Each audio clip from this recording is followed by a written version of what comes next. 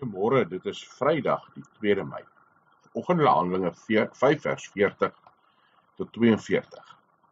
Die disippels was voor die Joodse raad. Petrus sê eerder aan God gehoorsaam as aan mense. En dan vers 40. Nadat hulle die apostels weer ontbied het hulle laat gesel. Hulle beveel om nie in die naam van Jesus te praat nie en hulle vrygelaat. Daarna het hulle van die Sanhedrin weggegaan.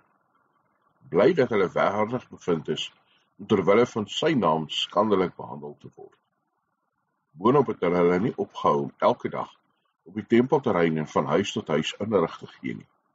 Ook nie om die evangelie te verkondig dat Jesus die Christus is nie. Nadat die disippels weer beveel is, moenie verkondig nie. Nadat hulle gegesel is, het hulle weggegaan met blydskap. Bly omdat hulle terwille van Jesus kon ly. Bly dat hulle kon aanhou verkondig en hulle het nie opgehou nie.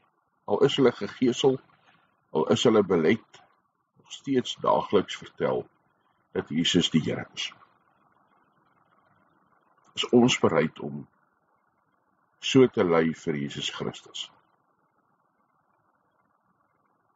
Is ons bereid om lyfstraf te verdra?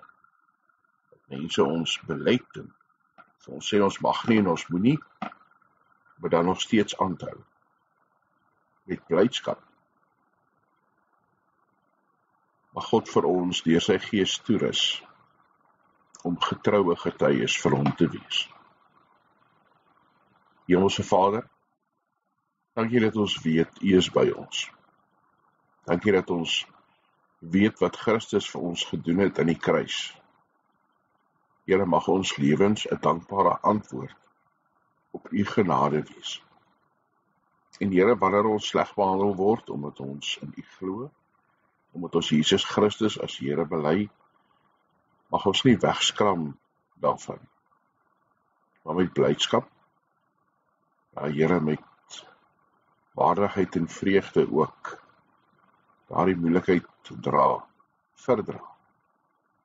Mag ons steeds aanhou om te getuig van U liefde en genade. Ons bid in besonder vir Christene in die wêreld wat ernstig vervolg word vir hulle geloof.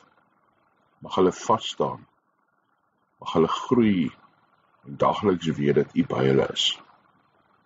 Here, mag ons vryheid ons ook nie wegneem van U. Dankie dat ons kan saam bid, ook vir die eredienste die naweek, Here, vir elke gemeente, vir elke geloofsgemeenskap wat in U naam bymekaar kom. In Jesus Christus se naam. Amen.